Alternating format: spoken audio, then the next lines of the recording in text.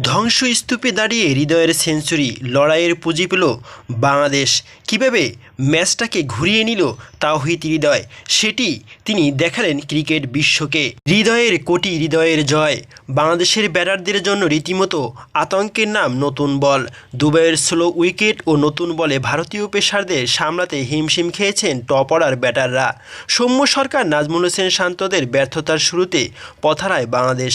৩৫ রানে ৫ উইকেট হারিয়ে টাইগাররা যখন খাদের কিনারায়, তখন শক্ত হাতে হাল ধরেন তাওহিদ হৃদয় ও জাকের আলী অনিক। ষষ্ঠ উইকেট জুটিতে রেকর্ড গড়ে জাকের ফিরল, সেঞ্চুরি পেয়েছেন হৃদয়। তাতে লড়াইয়ের পুঁজি পায় বাংলাদেশ। তবে দুবাইয়ে টস জিতে আগে ব্যাট করতে নেমে ৪৯ ওভার ৪ বলে ২২৮ রান তুলে অল আউট হয়েছে বাংলাদেশ। দলের হয়ে সর্বোচ্চ ১০০ রান করেছেন তাওহিদ হৃদয়। তাছাড়া 50 পেয়েছেন জাকের।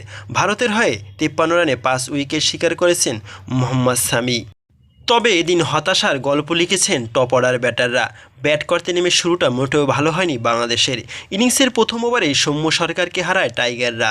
ইনফর্ম এই ব্যাটার ৫ বল খেলে রানের খাতা খুলতে পারেননি।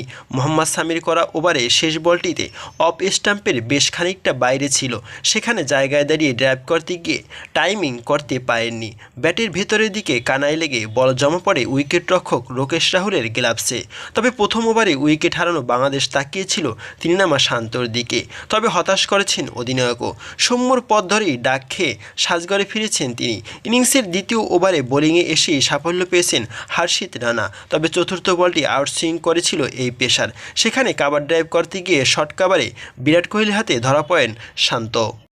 তবে ২ রানে ২ উইকেট হারানোর পর মেহেদী হাসান মিরাজকে নিয়ে জুটি গড়ার চেষ্টা করেছিলেন তানজিম তামিম। তবে ৪ নেমে সুবিধা করতে পারেননি মিরাজ। হতাশ করেছেন বাংলাদেশের ক্রিকেট ভক্তদের। সামির করা সপ্তম ওভারে দ্বিতীয় বলটি অফ স্টাম্পের বাইরে পড়ে আরও বাইরে গিয়ে বের হয়ে যাওয়ার সময় কাট করতে গিয়ে স্লিপে শুভমান গিলের হাতে ধরা পড়েন মিরাজ।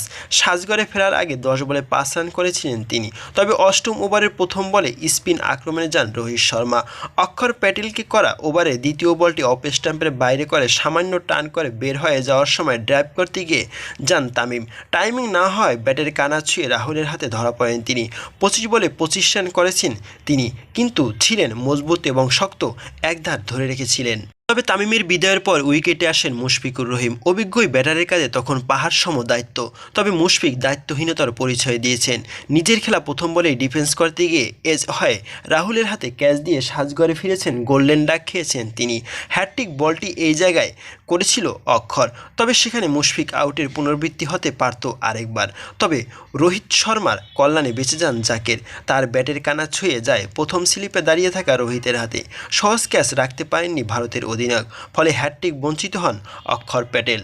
৩০ রান তুলতেই টপ অর্ডারের ৫ ব্যাটারকে হারিয়ে ধুঁকছিল বাংলাদেশ।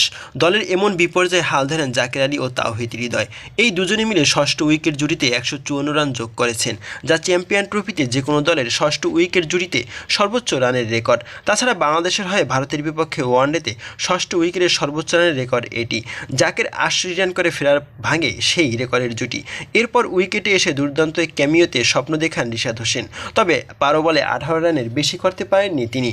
রিশাদের পর তানজিম সাকিবও দ্রুত ফিরলে আবারও অল আউটের সংখ্যায় পড়ে যায় বাংলাদেশ। তবে তখনও এক প্রান্তে হৃদয় থাকায় কিছুটা হলেও আশা বেঁচে ছিল। তবে তার পায়ে ক্র্যাপ হওয়ায় সেই আশা ক্ষীণ হয়ে যায়। শেষ পর্যন্ত ব্যথা নিয়ে ব্যাটিং করেছেন এবং সেঞ্চুরি স্পর্শ করেছেন। সব মিলিয়ে হৃদয়ের ছোঁয়া ব্যাটিং। ১১৪ বলে ৩ অঙ্ক ছুঁয়েছেন তিনি। শেষ ওভারে সাজঘরে ফেরার আগে ১১৮ বলে ১০০ রান এসেছে তার ব্যাট